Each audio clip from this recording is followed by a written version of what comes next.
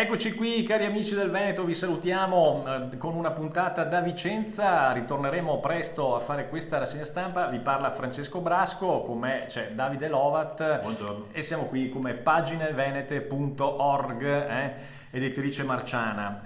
Da Vicenza iniziamo subito con la rassegna. Vorremmo ritornare con la rassegna, per questo vi diciamo tutto ciò.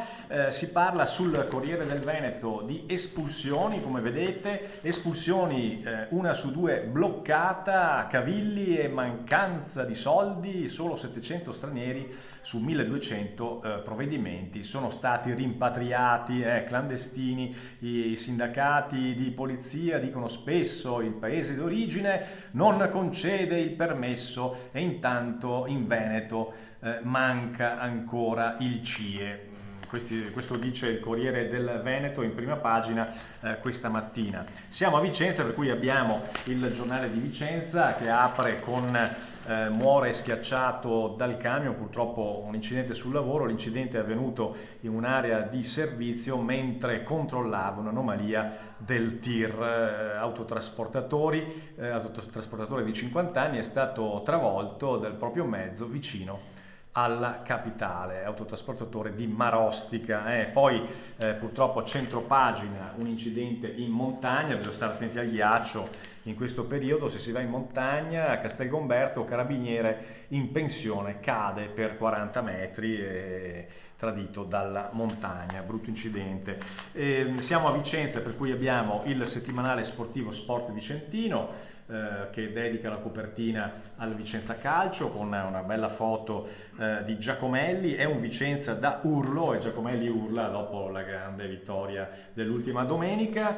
E abbiamo anche la voce dei Berici, scusate, eccoci qui, la voce dei Berici con la copertina dedicata alla festa che la voce dei Berici farà il 14 dicembre, festa della voce, il settimanale diocesano. Belle storie con Lucia Ascione e tante altre notizie anche in questo settimanale diocesano. Ecco Davide, abbiamo dato un saggio di quello che potrebbe essere la rassegna stampa, molto più lunga, molto più approfondita su tanti temi. Ci sono due temi interessanti: le espulsioni da una parte e gli incidenti sul lavoro dall'altra, che purtroppo il Veneto ha fatto registrare molti incidenti anche quest'anno sul lavoro, e rispetto alla vita bisognerebbe avere maggior rispetto, scusate il gioco di parole. Il tema delle morti bianche continua ad essere una grave piaga.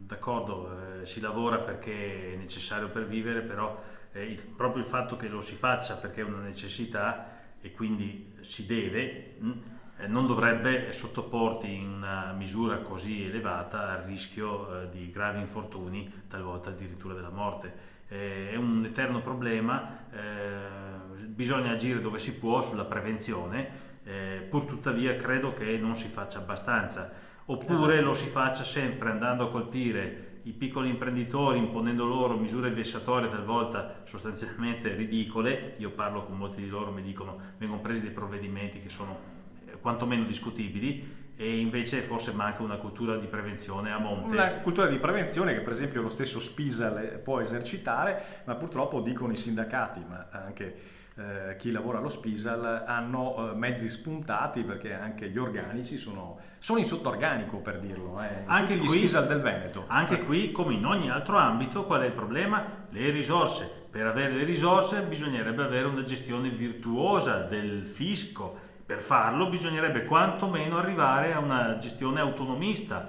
La riforma della Repubblica in chiave quantomeno autonomista, se non federale, sarebbe necessaria.